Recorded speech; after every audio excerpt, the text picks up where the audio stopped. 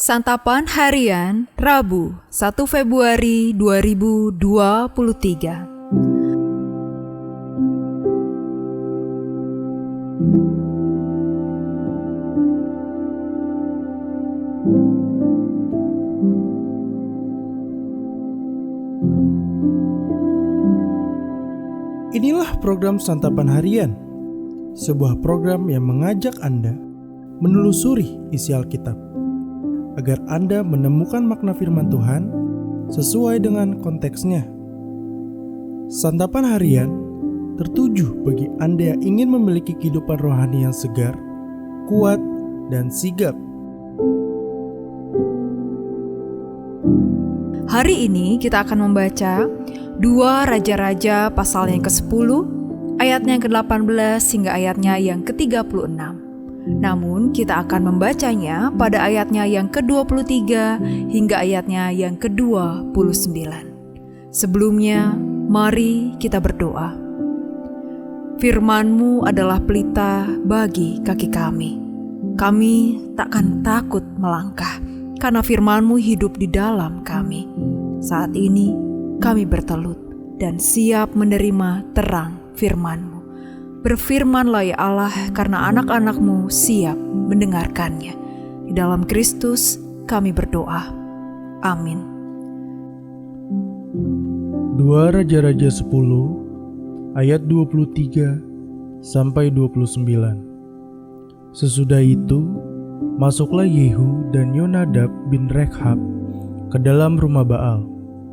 Lalu berkatalah ia kepada orang-orang penyembah Baal di situ, "Periksalah dan lihatlah, supaya jangan ada di antara kamu di sini seorang pun dari hamba-hamba Tuhan, melainkan hanya orang-orang yang beribadah kepada Baal." Lalu masuklah mereka untuk mempersembahkan korban sembelihan dan korban bakaran.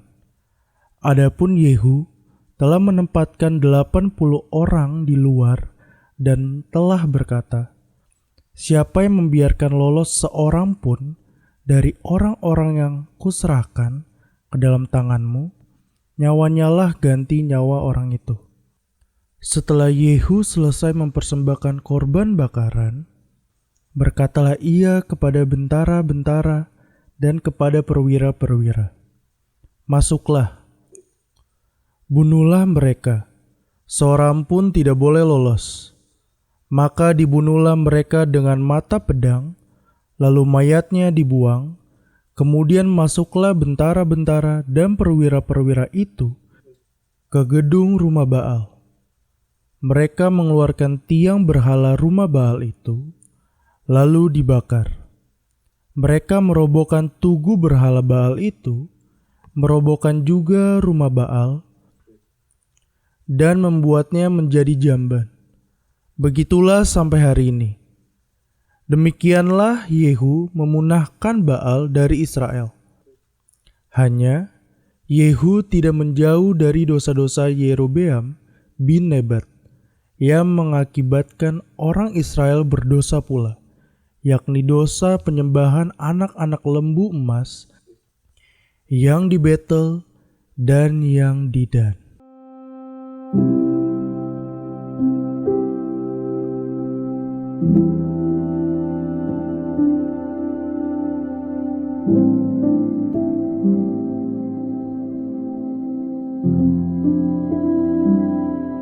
Sahabat Santapan Harian, masa pemerintahan antara Ahab dan Yehu terbentang sekitar 35 tahun.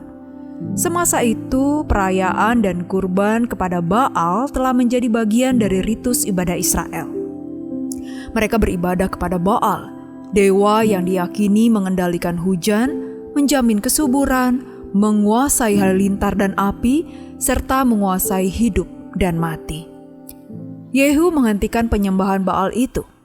Dengan rencana dan eksekusi yang baik, Yehu berhasil memusnahkan Baal dari Israel. Ia membersihkan Israel dari para penyembah, nabi, dan imam Baal. Atas tindakannya itu, Allah memberikan tahta Israel kepadanya sampai keturunan yang keempat. Tetapi Yehu gagal menjauhkan pemujaan anak lembu emas yang dimulai Yerobeam 100 tahun lalu. Anak lembu diyakini sebagai dewa kesuburan yang memberikan kehidupan, kesehatan, dan kekuatan kepada raja serta kesuburan di bidang pertanian. Yehu tidak tetap hidup menurut hukum Allah Israel dengan segenap hatinya. Yehu berubah, tidak setia. Beribadah kepada Allah harus kita pelihara dan perjuangkan sepanjang hidup. Beribadah artinya mengasihi Allah, menaruh percaya kepadanya, tidak kepada yang bukan Allah. Kita tunduk kepada satu-satunya Allah yang benar, yang menyatakan dirinya dalam Yesus Kristus.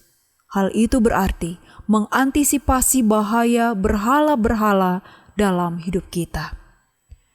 Berhala adalah sesuatu yang kita anggap lebih penting dan yang lebih menarik hati kita daripada Allah. Berhala bisa hadir kapan saja dalam berbagai bentuk di dalam hidup kita. Berhala berbahaya karena dapat mengendalikan hidup kita sehingga perhatian, emosi, tenaga, bahkan sumber finansial bisa kita berikan kepadanya. Karena palsu, ia dapat menyelewengkan kasih, kepercayaan, dan ketaatan kita kepada Allah. Jangan mau terbujuk rayuan kepalsuan berhala.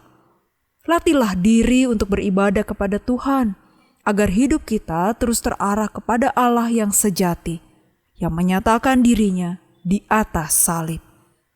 Pandanglah Yesus, maka semua kepalsuan berhala akan lenyap, dan kemuliaan Allah tampak nyata. Mari kita berdoa. Ya Bapa, kami berharap hanya kepadamu. Tolonglah kami percaya sepenuhnya kepadamu dan bukan kepada kemampuan ataupun harta kami. Di dalam nama Putramu yang kudus, Yesus Kristus, kami berdoa. Amin.